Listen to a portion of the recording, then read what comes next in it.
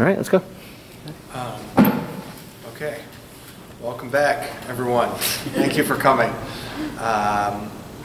This is, I guess, the second class, although they are standalone classes. We're going to address one of the topics that came up in last week's class. So the title here is the Nazir and the Kohen. Antiquated institutions or models of piety. We are going to start with the Kohen. Do you guys know, what the Nazir is, the Nazirite, and you know what a Kohen is? Absolutely. Okay, so just sort of like what I did last week, besides last week having also 6 pages of sources, I'm going to skip last week I skipped just the first page. Now I'm going to skip the first page and a half because I want to get to the later sources. Let's start with this, which is not in the source sheet. Let's think about this. What was the role of the Kohen, since we're going to start with the Kohen? What was the role, at least, of the Kohen in the time of, say, the Bible, the Chumash? What did Kohanim do? They offered the sacrifices. Right. So they offered. Before the temple. They offered the sacrifices, the Mishkan, and the temple. That was part of some religious service to God, right? Okay. They were judges and teachers of Torah. Judges and teachers, right? They would go to the Kohen and they would to decide what to do. So they were and teachers. Yes. Anything else?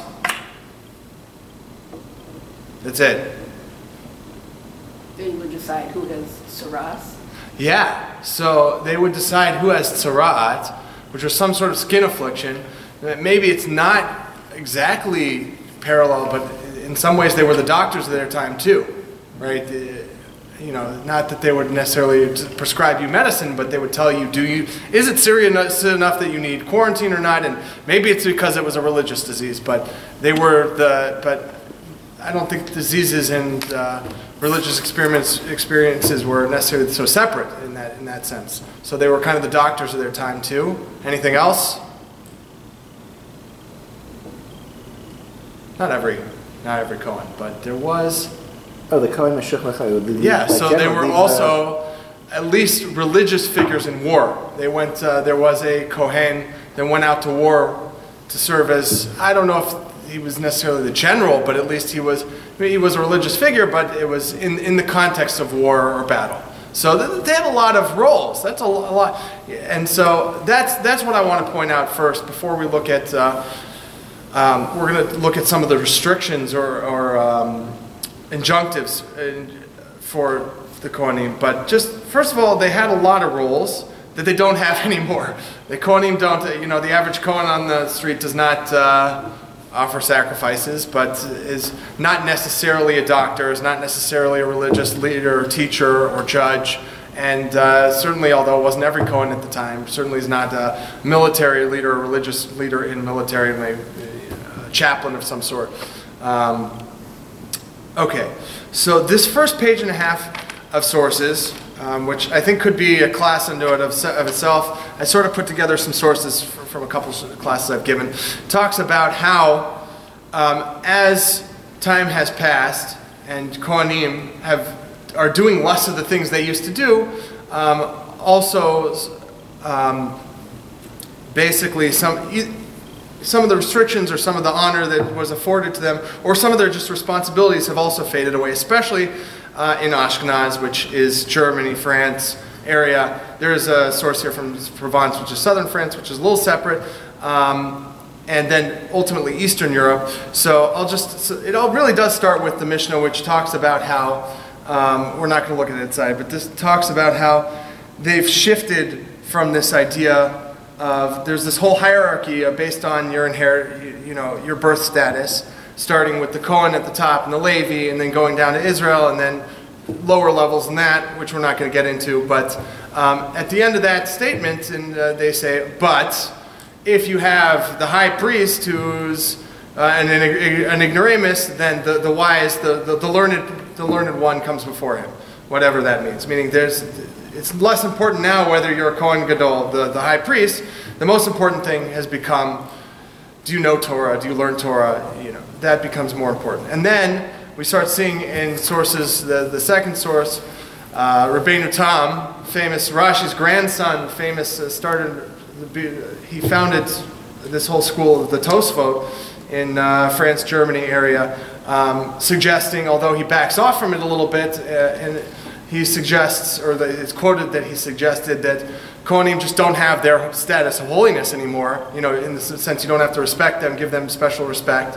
And then the Ra'avad, Rav Avram ben David, I believe, who lived in Provence, southern France, who suggests, although this is even not normative today, suggests that Kohanim can visit cemeteries even because all the Kohanim are now tameh. They're already ritually impure, so you can't get any worse than that. So just the rules about going to cemeteries don't apply to them, which we're going to come back to, which is kind of a radical statement. Although famously, I think Rabbi Kaganoff, who is the previous rabbi of the congregation as Israel, I think he was a Kohen, and I think he relied on that opinion famously because he was a very big rabbi in the Chicago area, at least in that generation.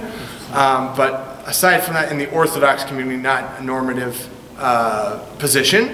And then just thinking, which maybe you've countered this, or I think the Raavad has also some interesting positions on Hilchot Nida, where he says some of what we consider part of normative Hilchot Nida, he says are only relevant to like Tomb of V'Tara and like to the Beit HaMikdash, and not to Isser L'Bala. Interesting. And so he's a very different. He's not resistant in. So it seems there's some like Tomb of V'Tara like kind of crossover with the Raavad, right? That'd be interesting. Right. Although, okay, yeah, it could be. He may be less, I don't know. I don't know his positions in Nida well enough to honestly speak to that. My personal intuition and argument would be the Tuma of Tumat Meit, the experience, we were talking about this a little bit last week, we'll come back to it. The experience of encountering the dead is a different experience than Tumat Nida, than encountering blood and menstruation. They are both called Tuma, but that doesn't necessarily mean they're the same. And the rules for them are different also, because they're different experiences. But it could be also, I can't speak to it, because it could be that he also just, what you're saying is true. It could be. Okay, and so then there becomes a whole question about, do Kohanim bless Duchen? Do they bless people every day? Because that was the custom, and is the custom among Sephardic, Middle Eastern communities. And basically, between this source and the first, I didn't even translate them, but between these two sources, before we get into the sources I'm actually going to read inside, there's actually, I think, about 3 different reasons given why that the Kohanim don't duchen anymore. It was clear, just to summarize, it's interesting, these sources in and of themselves, but just interesting that was the custom in Ashkenaz. And now there's these rabbis responding why that's okay. So it's clear that it's sort of just fallen out. That's number 1. Number 2, one of the common threads in the answers that they give is that the Kohanim don't have the same role they had. And one version of it is that they go to work and they're working by their toil, and so that and then they expand upon why they don't duchen anymore, why they don't make the blessing every day and only on Yom Tov, special holidays. And then one is imagining that they go to the mikveh every day. They have to, if they're going to really bless us, they have to be really holy. So they have to go to the mikveh every day. They can't go; it's too cold in Eastern Europe. Okay, so it seems like a common thread amongst the reasons given is that their role in daily life has changed, meaning that they don't have the roles that they used to have. I will say that the Rav Yosef Karo in the Beit here, this is his own addendum to the Beit Yosef, which was the precursor to the Shulchan Aruch.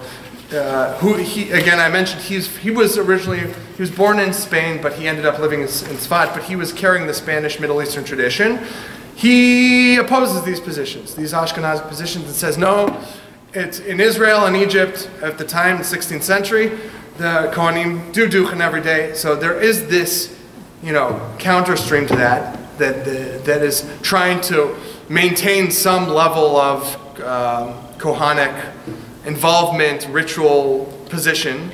We're going to see that come back up later with another position of his. But I will just point out, and I don't know if at his time it was like this, but even the way the Kohanim do it today, it's not really the same as when they did it in the temple, because what's happening is on Yom Tov, the Chazan feeds them the lines, line by line, right? So why is that? Well, they could get confused, they don't know it, whatever it is, but that's also representative of the fact that Kohanim are not the Kohanim they used to be. You know, if you were the leaders of the generation, the teachers, the judges, the ritual leader, the religious leaders, you wouldn't need someone to feed them. So the idea that the Chazan really, It's civilian control. Yeah, it's really the one in control, right? It's not really the Kohanim doing it. And we know really it's God doing this, right? It's all blessing, and that's one way to explain this whole thing away. But it's, again, even according to the people who maintain that Kohanim should bless the people every day, they're not doing it the same way they did in the temple, and I think that's also representative of the fact that Kohanim do not have the same role. So we could give a whole share about that, but instead I just summarized it there. What I want to do, which is similar to what I did last week in a different topic, is look at what restrictions were applied to the Kohanim at the time in the biblical times. We're going to look at those verses in a minute. And is there any corollaries in today's? Can we relate to them? Is it just this mumbo jumbo? The Torah said, and is it antiquated? I guess is the title, how it goes, or is it really something? If we could understand it in context, we could find some corollaries later in history, or just understand them from our experiences. Can we see that there's some content there that can speak to the wisdom of our lives? Okay, that's the stated goal of this year. Questions or comments before I go along and look at some verses inside? Wait. Okay, here we go. We're in Vayikra, chapter 21. I'm going to read in Hebrew. The English is there. I'll try and translate as I go as well. Verse 1. Vayomer Adonai al Moshe emor el hakohanim b'nei Aaron v'amarta lehem lenefesh lo yitama be'amav. So God says to Moses, speak to the Kohanim. You're instructing them, and to Aaron, who is his brother, the head Kohen at the time. Tell them they are not allowed to become ritually impure for people, for other people, the people in their friends, comrades in their nation. Bet. 2. But they are allowed to become ritually impure, to encounter the dead, meaning to go to the grave, or to go to the funeral of their closest of kin, that being their mother, their father, their children, their son, their daughter, or a sibling, a brother. Okay, Gimel? Yeah, surprisingly, we're going to see in a second, no. Very interesting. Well, the rabbis include her, that she gets read in, right? Maybe. I can't. Now I can't remember. Yes. The answer is yes. It sounds like no, but yes. She gets yes. Russia, I forget how. Now I'm not remembering. Okay, well let's look here. Yeah. Let's see what it's the next couple verses at least. Gimel. I apologize for not knowing that offhand. To her sister, he's allowed to go to her funeral if she wasn't married. If she was married, then he's not allowed to go to her funeral. So that's where it sounds like that he should. It sounds like. It's that the wife is Ki'im Shero. It could be Shero. Fine. That's his wife. And then right. So I did look at what Rashi said on Dalet, which was that he says this is if his. Well, now I'm forgetting. He said this is if his wife is, if they're divorced or something. I don't remember. Yeah. So that sounds right. But at least it sounds like maybe not for your wife. Okay. That's a minor. Well, not a minor point. But I guess it's. I'll put it this way. The point is they're not really allowed to go to funerals or to go to, I guess, you're right, cemeteries, anywhere where they would encounter graves or corpses. But an exception is made for close of kin. Now, what is close of kin is the question. Does wife count or not count? So I can definitely see the argument for her counting. So let's just assume she does count. Rashi's a lo yitzim abal b'mo. That's the hechalo. That's a wife. That's a forbidden wife. That's a lishto psula. That's. Oh right, so she's a not good wife. Okay, so she's a whatever that means. Also, they're married and she's right. I saw that. Okay, which I have questions about, but what that means exactly. But right. Well, if he was married to someone who's forbidden to a Kohen. No, it sounds like Yeah, exactly. Like a grusha. Oh, fine. If he married her illegally, basically. Yeah, then it could. Yeah, and then pasuk bet kim she'ero. Rashi says based on Yivamot, it's like ein she'ero el isha. So that's his wife. So that's Chazal reading the wife, but okay, fine. That's not necessarily fine. But the point is there are restrictions on. Okay, so we have to come back to that and see does that make any sense? Okay, hey, lo yikru korcha barosham. This is interesting because it sounds like only the Kohanim can't do this, but we read this that anyone can't do this, which we'll come back to. But basically you can't. Sorry, lo yikru korcha berosham fat zekanan lo yigaleichu. There's restrictions on how you cut your hair and how you cut your beard. So basically your appearances and which parts of hair you have to leave and don't leave. Which is also read for men and not women, which sort of makes sense. Okay, in any case. Uvivsaram lo yisrutu sarata, and they're not allowed to cut their bodies, whether it could be two things, or it could be both of them.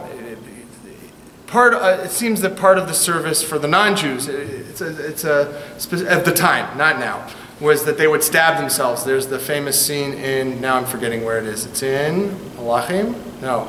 Was it with Eliyahu where they stabbed themselves and they were calling out to their God? Oh, at Har Carmel, yeah. Yeah, that's it. Yeah. Uh-huh. And there seemed to be some, I don't know if it was standard non-Jewish worship, but there seemed some parts of non-Jewish worship to their God or gods was, masochistic and self-afflicting. And so it might be just that. It might be a reference to some sort of tattoos of the time. I don't know. But either way, it would make sense if it was the tattoos because the first part of the verse is talking about appearances, clearly. But it also might be and it's destructive as well. You're destroying your appearances. Okay, so there's some restrictions around hairstyles or how they can keep themselves and also potentially. That masochistic part of it needs to be excluded. Okay, Vav 6. Kedoshim yu lelohehem v'lo yichalu shem Eloheim. Because they have to be holy to their God, and they should not desecrate God's name. Ki ishe Adonai lechem Eloheim heim makrivim v'ayu kodesh. Because they're offering the fires of God, the sacrifices, and they're and v'ayu kodesh that are holy. Okay, next. Page 3. Page 3. Here we go. Zayin. Isha zona v'chalala lo yichu v'isha grusha misha lo yikachu ki kadoshu le'elohav. So this is a little sensitive topic, but well known, I think, about Kohanim. They cannot marry, a prostitute, zona, v'chalala, and someone who's been desecrated. V'lo yikachu isha grusha. So they cannot marry a divorcee.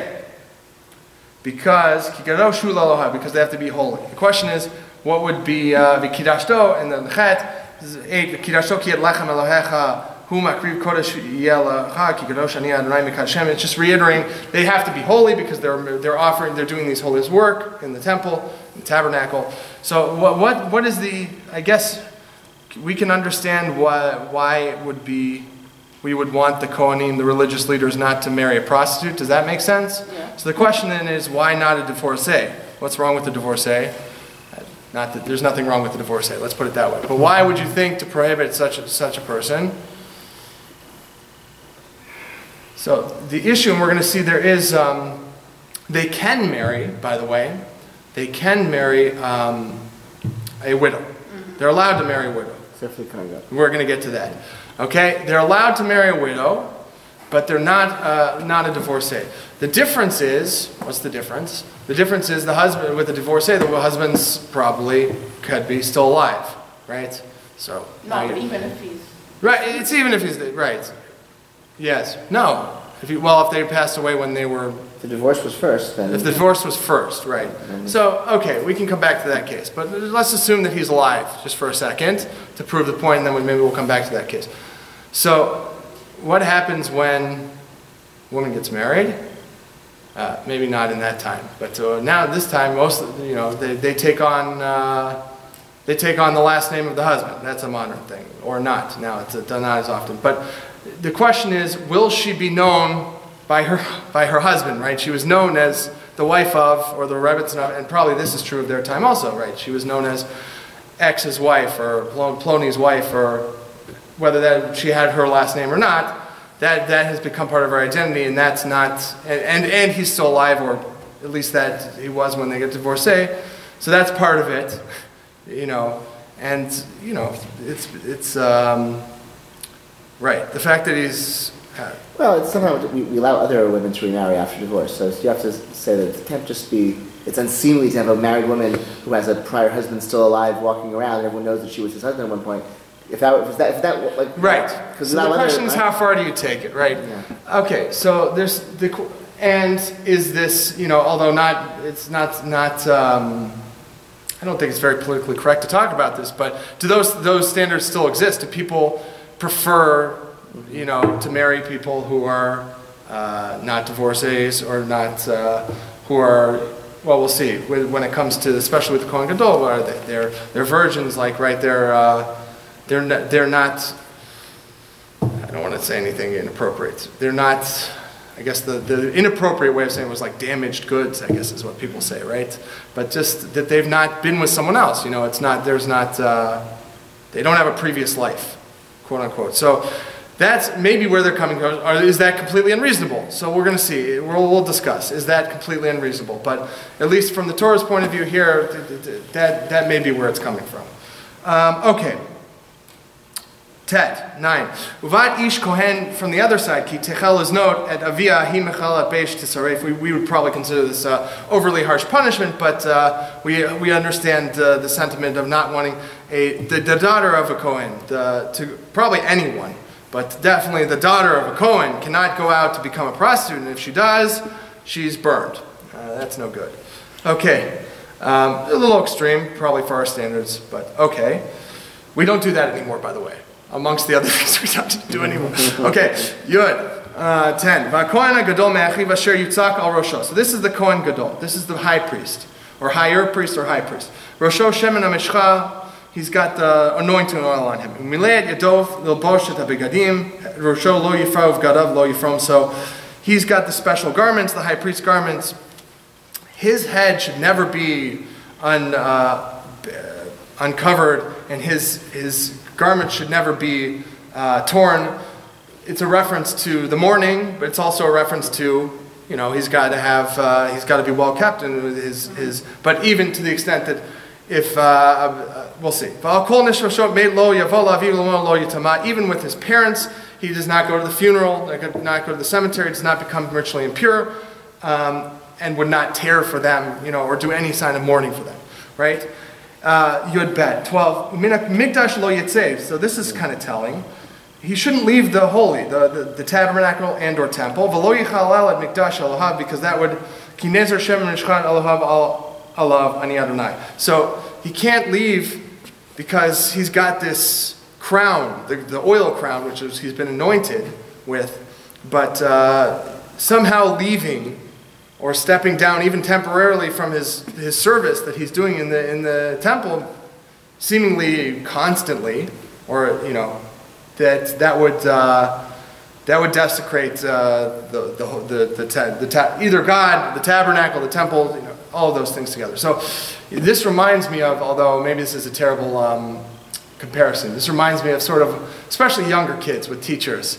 They feel like their teachers live in the classroom. They just imagine them as all they can do is their teaching. Because you look up to them and you see them. They're the teacher. So this is the Kohen. That's all he does. Does he sleep? Maybe he sleeps. Does he go to the bathroom? Maybe. Of course he does. But that's the women go to the bathroom kind of thing. Those things. Our image of them is sort of, it's totally out of our image because we see them as this person, this aura. Okay. Okay, Yud Gimel. He 13. V'hu isha b'tula yikach. He has to marry a virgin.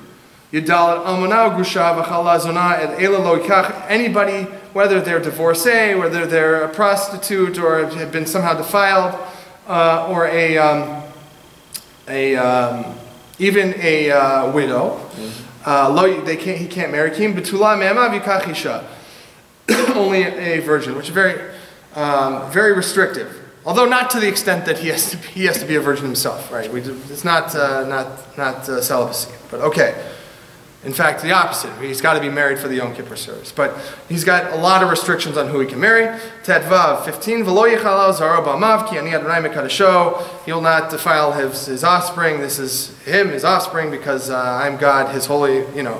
He's holy, holy, holy. Okay. So what does that mean? So we're going to take some of these. I took some of these topics, and we'll see if there's any modern corollaries, if we just totally dismiss them outright, what we can make of it. I started making sense of it as we read through, but we'll start here with death. We mentioned this last week. I made the argument that the paraduma and the shiva was a process of, after someone's experienced a loss, or just had an experience with the corpse, they needed sort of a transition out of that. That was the argument last week. Here's some other interesting sources to sort of support that, and other interesting stories about. I'll put it this way: these sources indicate that the negative that encountering death, tumat mate, is something that applies to everyone, and then by Kohanim as extension, because they have these roles, because they are the leaders, because we look up to them, they just have a higher standard of who they can experience. They just do it less often. Meaning, the argument here is that everyone would like to restrict death, their experiences with death, but it's just not possible.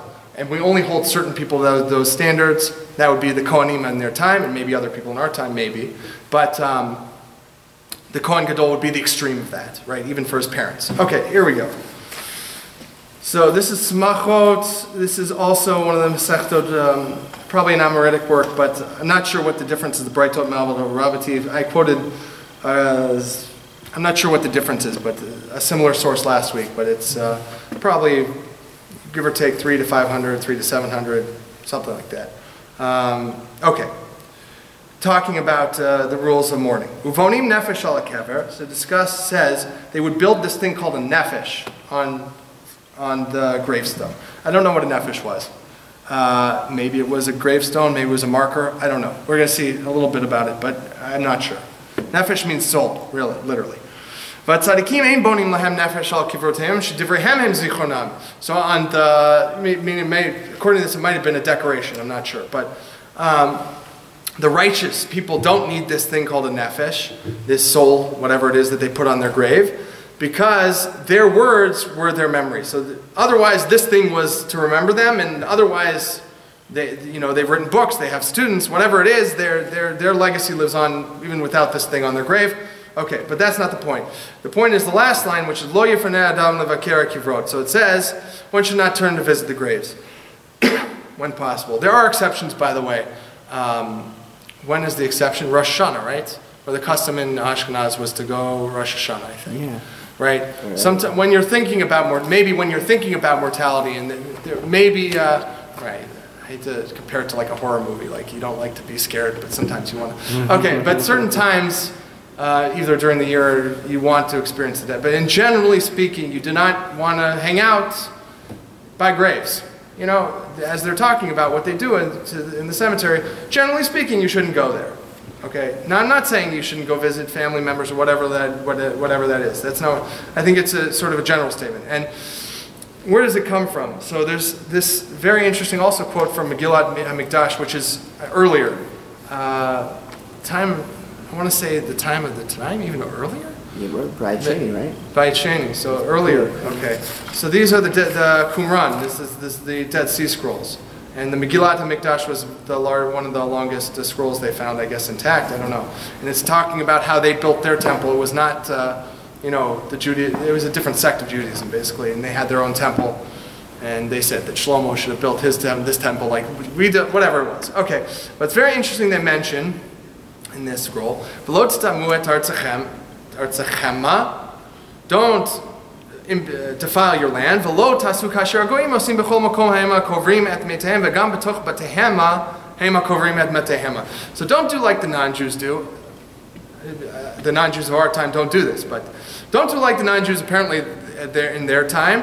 They would bury their dead wherever they wanted. They left the corpses in their houses. They did nothing about it. You have to set aside places where the dead will be. Meaning you have to make a cemetery. Okay, so to us it's assumed that there's a separate location for the dead, but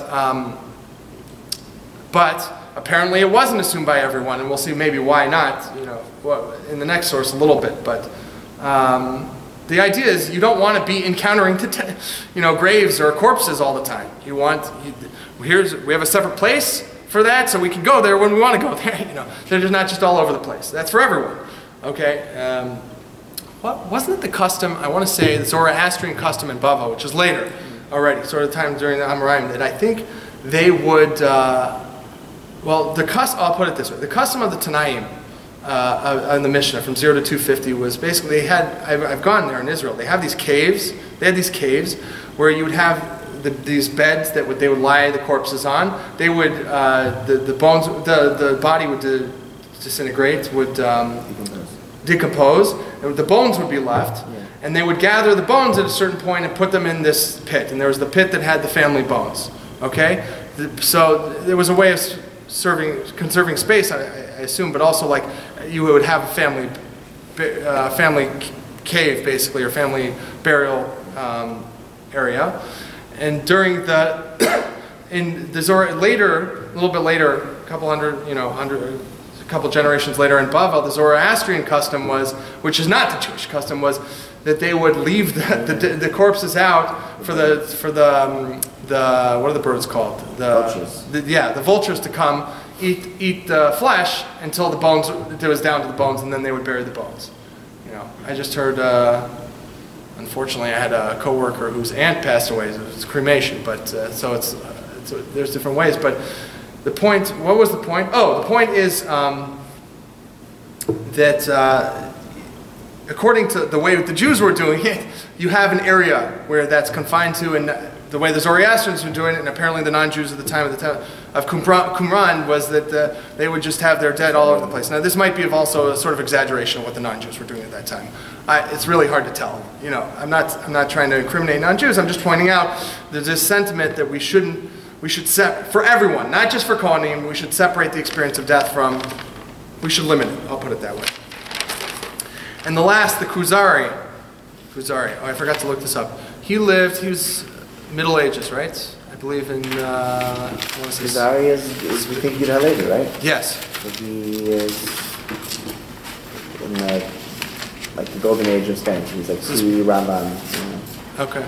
Okay, so Spain, yeah. Century, and he wrote this, I'm not an expert in Kuzari, but he wrote this whole discourse about arguing why Judaism to the non-Jewish king, why it was so great, and apparently got them to convert the whole nation, but I mean, he obviously as a Jew wrote it, so it was a little bit biased, but okay. In any case, he discusses this topic a little bit as he's taking on what's the reason for ritual impurity. Here's the source on the top, page 4.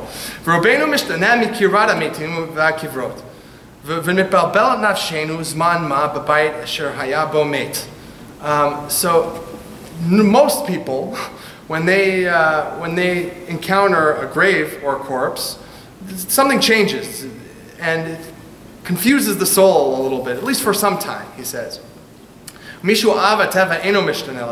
Someone who's thick, literally thick of nature, but what he means is insensitive. Someone who's insensitive is unaffected. People are unaffected by things, and we're familiar with people who are less sensitive and more sensitive, obviously. But okay, and then later on he writes, so when you see corpses, people have been killed, and I guess this before he had talked about graves. This is, I guess, specifically corpses. You get this sickness in your body and your soul. So he's describing, I think, what I was just talking a little bit about last week, which was this negative experience with death, which is, I guess some people are more sensitive and less sensitive to, but the point is, it's not just a Kohen thing. It's that the Kohanim were a class of people that had higher standards in general, so they were restricted more than the average Joe who, was less restricted, although there was... Kohanim were more sensitive? Is that... Meaning if the Kuzari is distinguishing between those who are... Right, but they, they also... They didn't go through a test of who was sensitive and not. You were born a Kohen or you're not born a Kohen, and you were expected from your birth and trained from your birth to be more sensitive to it. Right, so how much of this have we sensitized them to, and it's cultural? But my argument is, to some degree, it's inherent. We all feel this, and the Kohanim, because we look up to them and they're higher class, not because they're higher, but because they have more responsibilities in leadership and ritual leadership, had higher standards in this regard. Okay. So next, what about marriage restrictions? I know there were, maybe not exactly, but are there any marriage restrictions for who we look up to? Who are the, right? I had mentioned at the beginning there had been a shift from the Kohanim being the religious leaders to the rabbis, the learned people. So is there any restriction on the marriage for rabbis? Okay.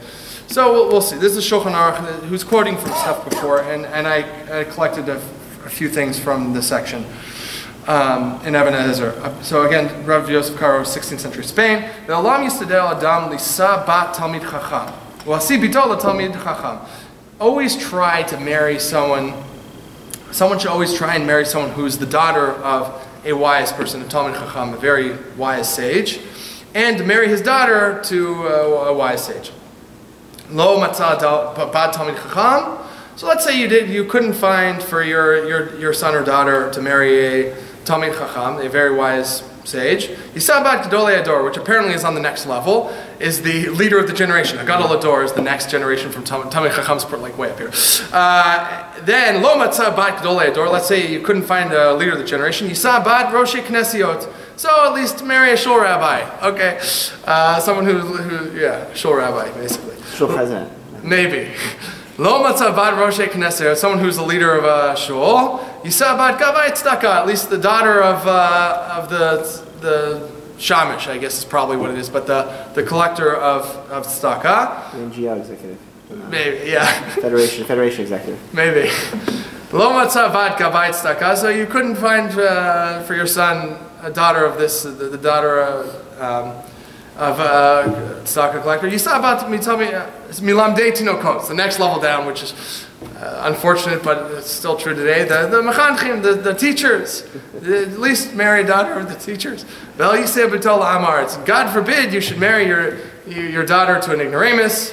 Amaretz lo yisa kohenet, and God forbid. And remember, this is Rav Yosef Karo, who didn't give up on the Kohanim.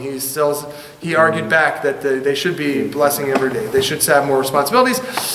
A ignoramus should not marry the daughter of a Kohen. V'imnasa ein zivug ola yafeh. He says it's not going to go well. That's a bad shidduch. That's a bad match. Aval, okay. Later on, he said, "Val talmid chacham shenosei kohenet horei na'em shbach." But if a really wise person marries a Kohen, it's really wonderful. It's great. Torah ukuna b'mkom echad. You have Torah and you have the Kohen, the priesthood, all in one place. It's really great. And this last point, which is that maybe a practical concern. Lo yisa bachor zakena velo zaken yalda. So this goes both ways.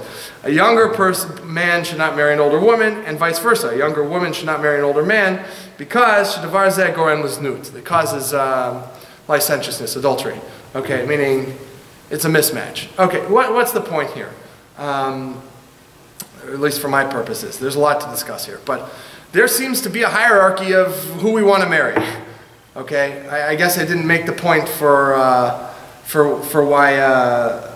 why not a divorcee, which I don't want to focus on. But at least in our day and age, and I think there is some sort of, at least priorities of the types of people, or the children of the types of people we'd like our kids to marry.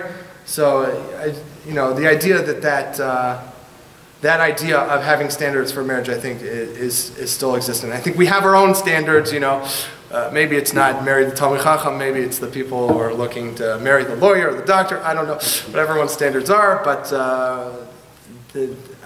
I don't think they don't exist. They change form a little bit. Questions, comments? I had heard that the reason Kohen shouldn't marry a divorcee is because she's been rejected by man. Because the same thing would apply to a Chalitza widow. Yes.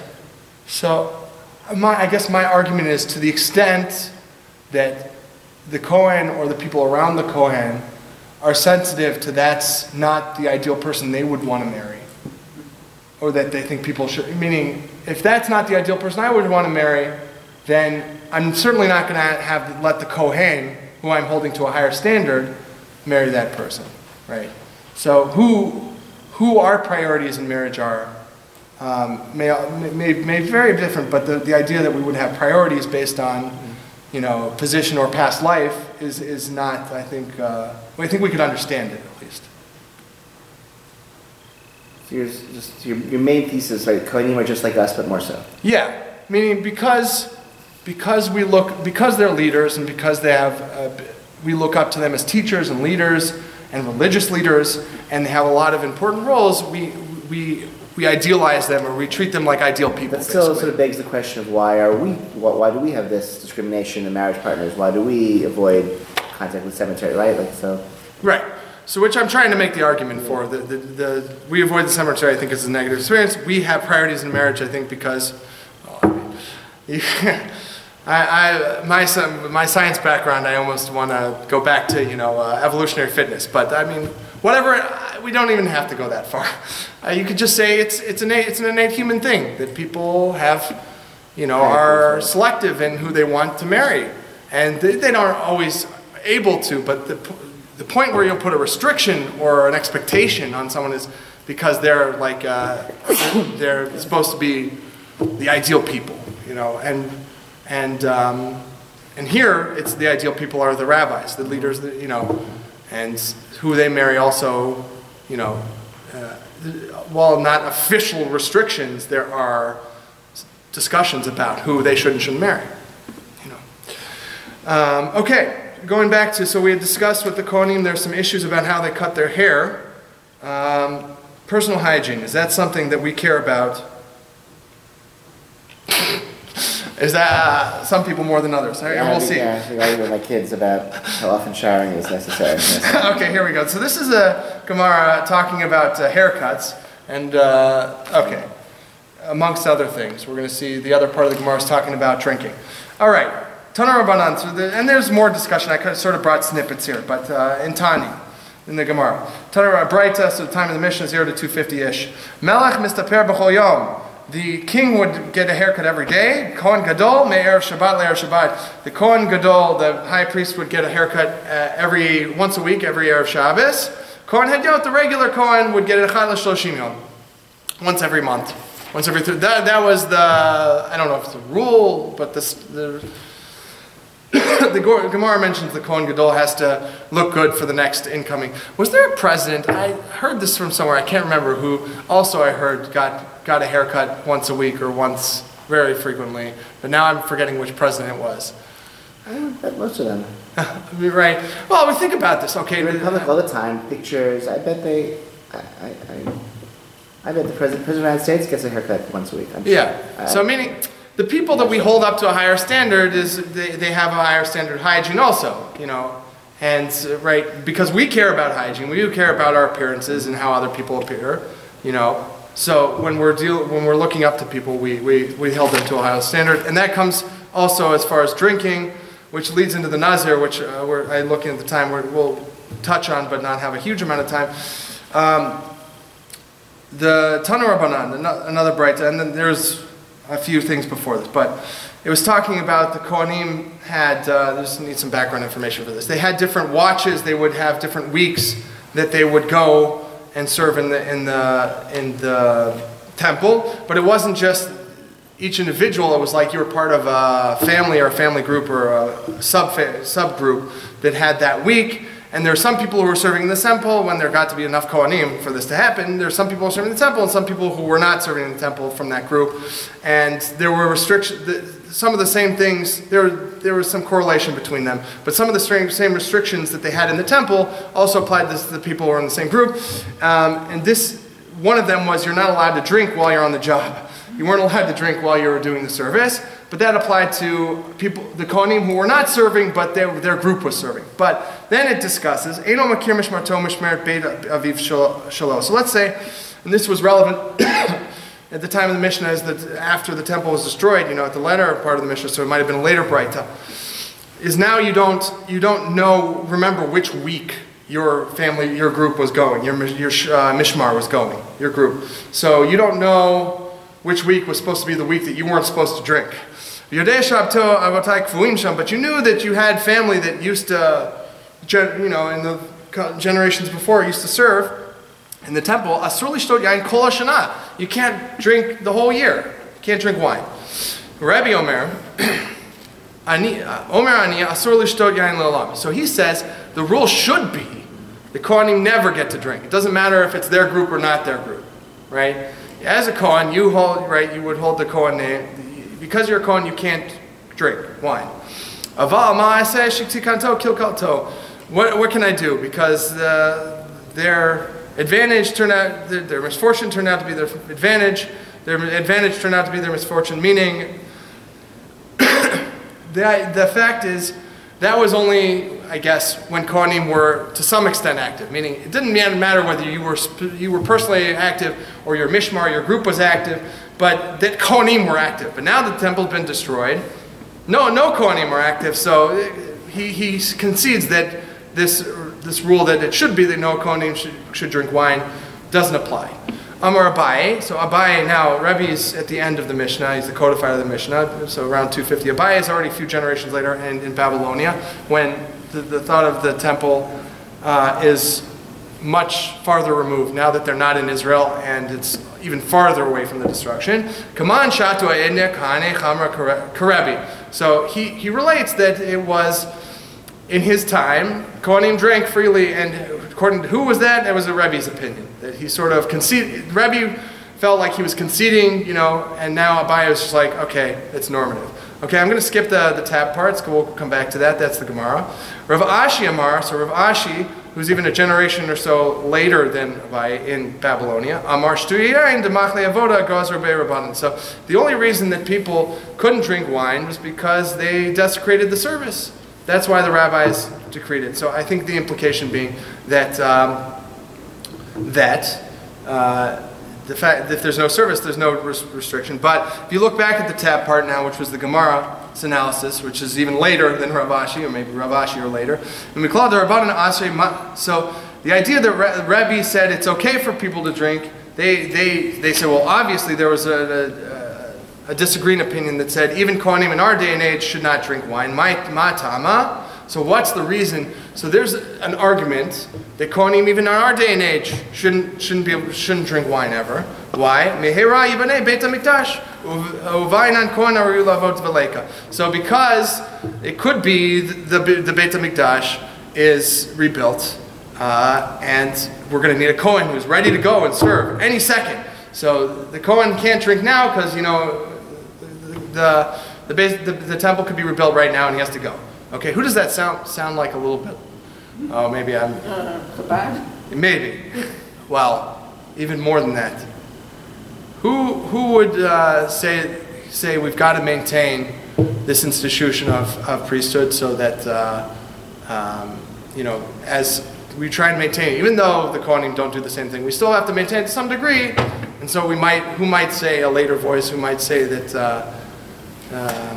I don't know if he says this specifically. Beit Yosef? Yeah, it sounds a little bit like that, meaning even though this is a later source in Babylonia, and the idea of, it also sounds like all those people who say, you got to pack your bags right now, because the Beit HaMikdash, right? The people who are giving more responsibilities to the Kohanim, and the people who are really in the, maybe it does sound like Chabad, right? Or who are in the, it's going to happen right now, we're going to be redeemed right now, we're going to go back to the way it was, are more likely to say, well, the Kohanim, even in our day and age, because they've got some sort of responsibility, can't drink. But what's the whole point? So it's very interesting progression and pushback. But the point is that,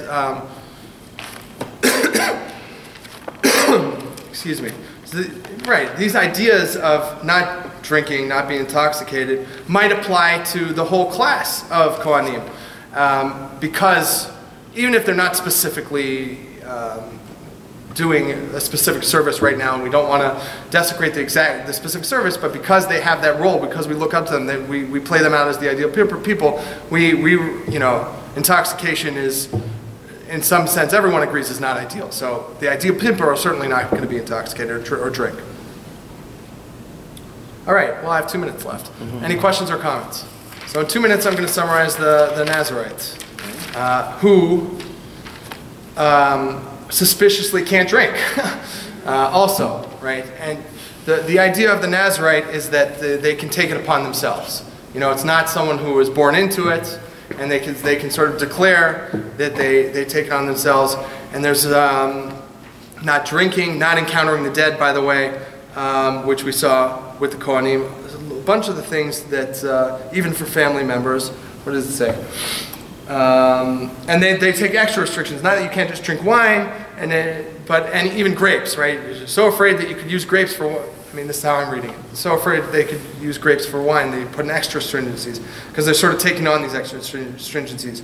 And even for their immediate family members, their parents. So in the sense, they're like the Kohen Gadol in that sense, and the high priest. They can't go to the cemetery or funerals of even immediate families, even their parents, which is interesting because it's like, why are they so strict? But then on the other hand, if this is, they may be taking this on for a limited period of time. You know, I'm doing this for a year or whatever, or 30 months, 30 days is the minimum that the rabbis sort of see it as.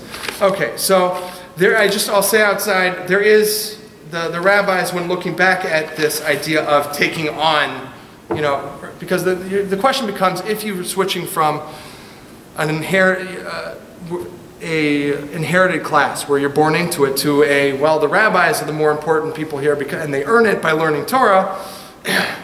So at what point do you say, well, you're just acting, you know, haughty, and you're just, because the Nazir also grows his hair out, which is like a really public sign that he's doing something, that he's taking on these extra stringencies. So when is it like, I'm more holy than thou and I'm like just showing off, becomes a theme in some of the sources, versus, you know, no, you've been appointed as a leader in the community, and therefore you can, and even sometimes should take on extra responsibility, stringencies.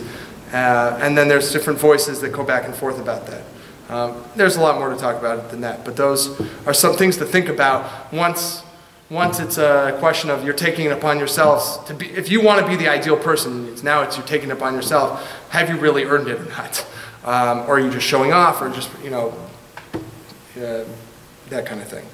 Okay, in summary, I guess the argument here was, right, and I think I mentioned this before, just to clarify, right, that the restrictions that we're placing on the Kohanim are not just crazy random restrictions, but that there are sort of some realization of things that we all experience, or standards we would all like to have in a sense, but the Kohanim at their time were the ideal people, so that they had higher standards.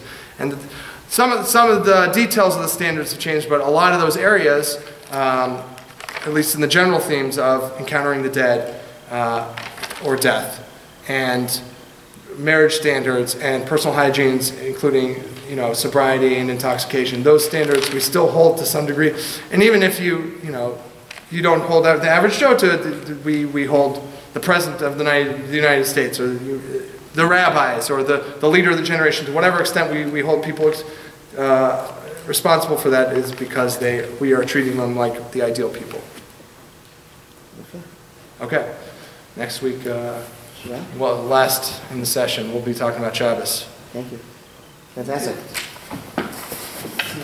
Would the not shaving their heads apply to the ordinary Israelites? Well, so that's a good point. So, right, it's something that was maybe just for the Kohanim, now becomes for everyone, because that's everyone's, right? That's a sort of proves the point. You know, at a certain point, if it's not if it becomes the standard, we all want us to have some standard of this is what the Jew looks like, or you know, it may not. Right, this is what the Jewish haircut looks like.